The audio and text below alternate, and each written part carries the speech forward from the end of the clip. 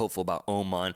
And just a quick note on Indonesia, because I know we got the Indonesians watching us right now. Congrats on qualifying through the fourth round. I think that's a big achievement huge. in of itself, given the trajectory of this nation, what they've been able to do since before the AFC Asian Cup, the way they've been building up to this moment. They actually did it. They didn't get eliminated in the third round. They qualified through to the fourth with a very important victory over China, I believe, a few days ago. Got smashed by Japan today, but that was expected.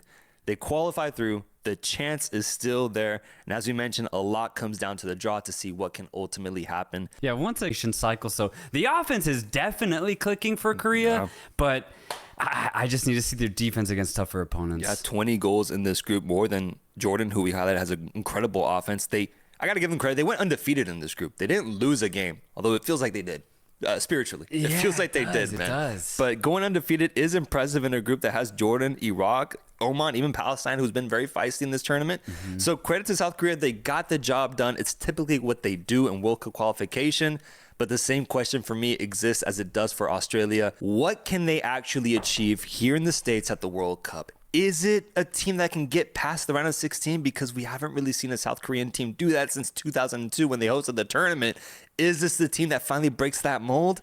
So far, I don't think so, man. So far, I don't think so. But I don't want to rain on their party too hard. Today is a good day. They've qualified to the World Cup, and they got a year to improve. Now that we've spoken about the teams that have qualified out of the AFC region, we have to talk about the teams that are still trying, still vying for the last final positions. A fourth round is ensuing for teams that got third or fourth place in their group. The teams are as follows: UAE, Qatar, Iraq, Oman, Saudi Arabia, and Indonesia. Before we talk about any of these teams, it's unfortunate that Palestine didn't make it, man. Yeah. It's unfortunate that Palestine didn't make it after conceding a penalty goal to Oman in the final minute of their match today as they were leading 1-0, being minutes away from qualifying for this next fourth round. Shoddy penalty gets called, in my opinion, and Oman scores to make it 1-1, ultimately eliminating Palestine out of World Cup contention. Absolute heartbreak. Heartbreak. Brutal. If you're Palestine. The worst way to lose out on qualification. The absolute worst way. I cannot think of a worse way. I really can't. A really sketchy penalty call that we've seen called before, honestly. We saw it at the 2022 FIFA World Cup where Saudi Arabia got a penalty called against them where they're just running in the box. They're getting a little rough. You're supposed to get rough in the box. That's the whole point of the sports. Same thing happens here. Legs collide, but it's not. It's barely. It's soft. It's it is so soft. You can call it, but it's a really bad call. And that's what ends up happening in this match. Please, folks, if you haven't seen it, go see the highlights because it's just one of the worst calls I think I've seen in a long time. I think so, especially given the magnitude of the moment, the gravity, what that call meant. That's what hurts me so much about seeing this. And to add to this really bad referee performance, he had another really bad call, in my opinion, 30 minutes before that, where he gave a red card to an Omani player, actually. You see the challenge. It's definitely violent, right? It's on the aggressive side, but it's a yellow. It's not a red. So for me, that also was just just another bad call from the referee. Who knows? Maybe if Oman had 11 men, they would have equalized anyway. It's just, I don't know. It's a mess of a game from a refereeing perspective. Oman ended up going through. Yeah. And I mean, you put aside the controversial call, you saw the Oman players when the call was made drop to their knees. Like this was a World Cup saving call that was made. It was ultimately in their favor. Stepped up, scored a very clutch penalty because even then, you still have to score that penalty. Very nerve-wracking moment. The Omani player scored it, credit to him. And Oman goes through to the fourth round. The fourth round in AFC being 2 groups of 3 with the top 2 teams in each group qualifying automatically. And then the second place teams qualifying for the 5th round, which is to play in the Interconfederation playoffs. So there's only 2 automatic spots left right now up for grabs between the 6 teams that I mentioned. What's the standouts there? What's the narrative there? What are you looking at? Because UAE, Qatar, Iraq, Oman, Saudi Arabia, and Indonesia will be vying for a World Cup spot. Off the bat, if let's say we don't know the draw because it hasn't happened yet. So I'm just going to name the 2 teams that are just going to go through, right? The 2 best teams out of the 6 remaining. I have Iraq going through, and I'm actually going to UAE. I think the UAE are going to somehow pull this off and qualify directly. Obviously, this is all pending on the draw. Yeah, the draw matters a lot. It matters a lot. I think the draw allows the opportunity for teams like Qatar, Indonesia, Oman to maybe have a chance. Yeah. Maybe have a chance of qualifying through automatically.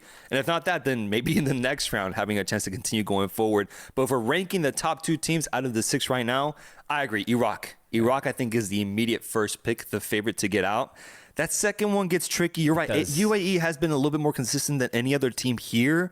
But Qatar and Saudi Arabia do have an ability to punch a little bit higher than UAE when they're clicking. Tough because they're both very similar teams, Saudi Arabia and Qatar. So, yeah. But let's go Irv Renard figuring it out with Saudi Arabia. Yeah. Gold Cup experience, they get better.